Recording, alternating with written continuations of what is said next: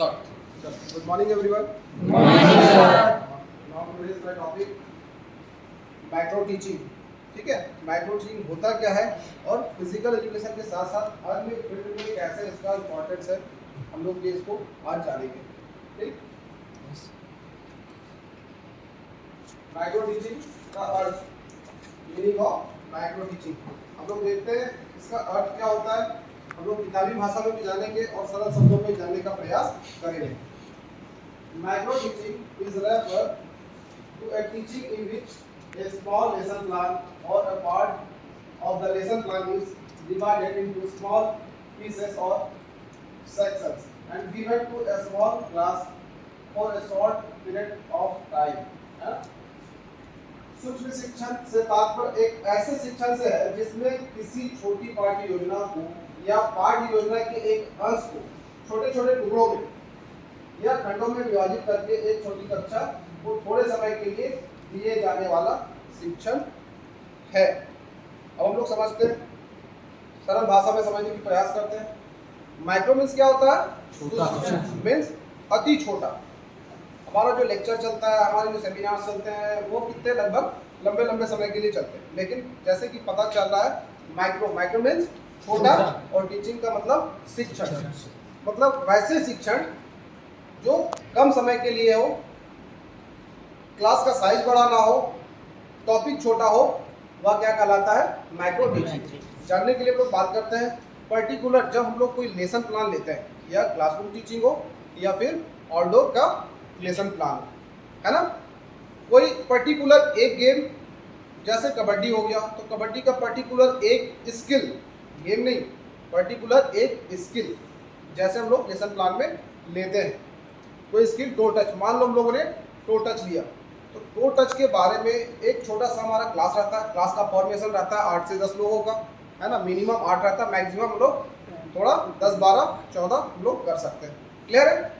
अब उस lesson plan में हम उस स्किल को, पर्टिकुलर उस कबड्डी के स्किल को, टो टच को क्या करते हैं? छोटे छोटे भागों में विभाजित करते हैं और उसको बताते हैं, है ना. करते हैं ना. जैसे हम लोग करते हैं कि इसको सिखाने की दृष्टि से हम लोगों ने 3 भागों में बांटा है. पहला हो गया स्टांस, खड़े होने की स्थिति, हम लोग कैसे खड़े होते हैं. दूसरा हो गया एग्जीक्यूशन, क्रिया करने की स्थिति, कि स्टांस के बाद हम लोग कैसे उसको करेंगे. नेक्स्ट हो जाता है फॉलो थ्रू, जब हम लोग क्रिया कर लेते हैं उसके बाद की स्थिति क्या होती है. क्लियर, समझ में आ गया? Yes, sir. किसी को कोई कंफ्यूजन नहीं? चलो,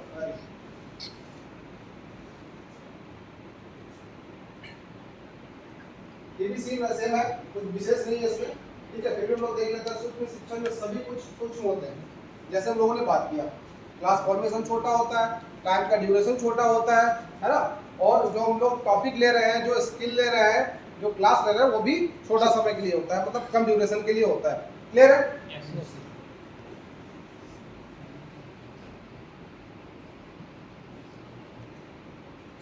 हम लोग जानते हैं कि माइक्रो टीचिंग का स्टार्ट कहाँ से हुआ था. ठीक है, तो micro teaching was first started in Stanford university, America. First of all in 1961 professor Keith Acheson of the same university started doing research on this type of curriculum planning. तो सबसे पहले ये स्टार्ट कब हुआ था? स्टैनफोर्ड यूनिवर्सिटी में, America में, है ना. 1961 में प्रोफेसर कीथ क्रिस्टियन ने इस पाठ्य योजना को प्रारंभ किया था. क्या किया था? प्रारंभ किया था, है ना. इसमें और ज्यादा रिसर्च होते हैं जो हम लोग आगे देखते हैं. इसके बाद in the year 1963 Professor A.W. Allen operated in this experiment and named it micro teaching. That is why as the father of micro teaching, A.W. Allen. 61 में क्या किया गया था? वो फॉर्मेट को तैयार किया गया था. देन उसमें बहुत सारे रिसर्च हुए और रिसर्च के बाद जिन्होंने मतलब माइक्रो टीचिंग को दिया था, वो कौन था? हमारा एलन एलन, है ना. उन्होंने उसको प्रॉपर वे में फिर पूरा स्थापित किया था, इसलिए उनको फादर ऑफ माइक्रो टीचिंग कहा जाता है. क्लियर है? कोई कंफ्यूजन किसी को भी? नेक्स्ट हम लोग चलते हैं. ठीक है, कुछ परिभाषाओं को तो हम लोग बदल नहीं सकते, है ना। तो दो परिभाषाएं जो छोटे थे और समझने में बहुत सरल थे, उस कंटेंट को मैंने लिया है। फर्स्ट है अकॉर्डिंग टू DWLN, है ना, क्या बोलते हैं, micro teaching is the breaking down of all learning into small activities. सूक्ष्म शिक्षण समस्त शिक्षण को लघु क्रियाओं में बांटता है। आगे समझ में आ गया, जैसे हम लोगों ने लेसन प्लान की बात करी है, ठीक है। सेम उसी तरह दूसरा भी है, ठीक है, अकॉर्डिंग टू BM सॉर, सेम चीज है, बताने की आवश्यकता नहीं होनी चाहिए इसको।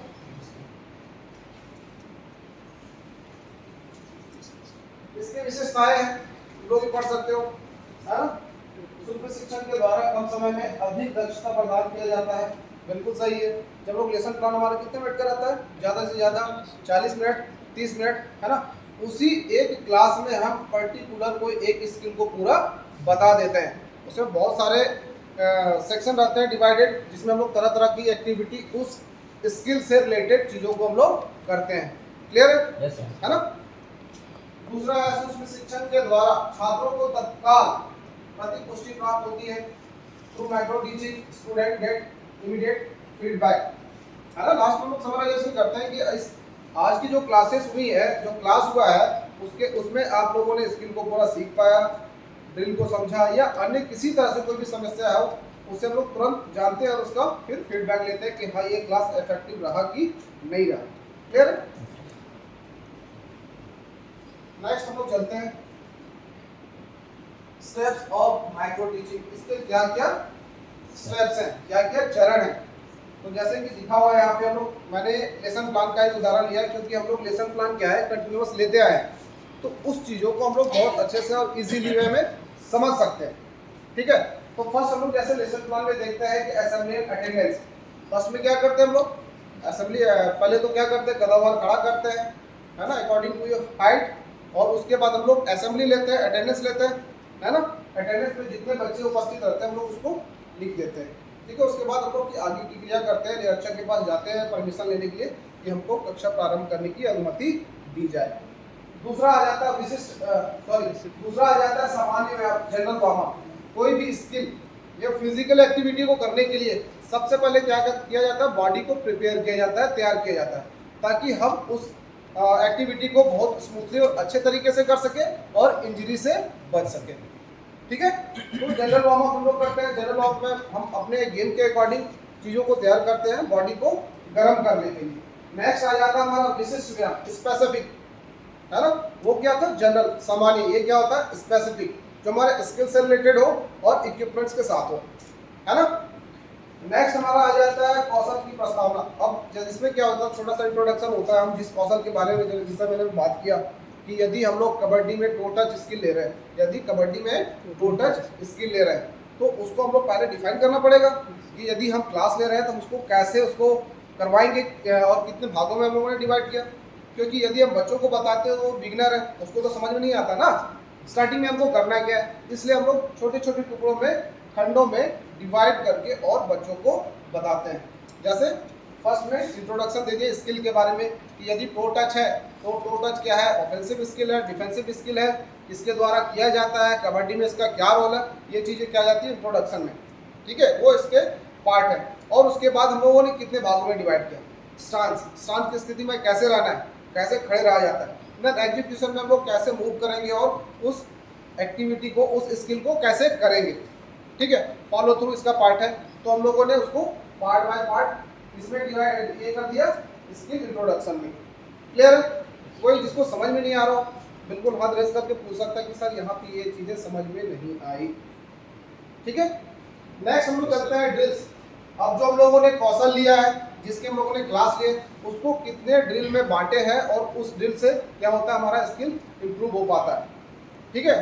तो इसमें ड्रिल का पार्ट लिखना है, ड्रिल 1 साइड प्रैक्टिस लिख सकते हो, विद कोन लिख सकते हो, विद पार्टनर लिख सकते हो, ये उसके अंदर के पार्ट है, ठीक है, ड्रिल्स के अंदर के पार्ट है। नेक्स्ट आ जाता है हमारा रिक्रेशनल गेम। क्या होता है इसमें, नाम से ही पता चल रहा है क्या है, मनोरंजन खेल, कि मनोरंजन करते करते उस स्किल को करना है और उस स्किल को इम्प्रूव करना है ना। नेक्स्ट हमारा आता है पुनः एकत्रीकरण एवं विसर्जन। मनोरंजन खेल के बाद वापस रीअसेंबल होते हैं, बच्चों को फिर से गदावार खड़ा करते हैं, है ना। और उसके बाद हम लोग समराइज करते हैं कि यदि आज की जो क्लास हुई वो अब उसमें से किसी को कोई डाउट है तो उसको बता दें। तो फिर हम लोग क्या करते हैं, जो बच्चों का डाउट रहता है उसको हम लोग क्लियर करते हैं, ठीक है।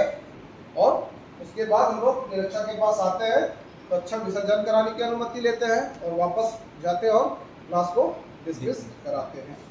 क्लियर?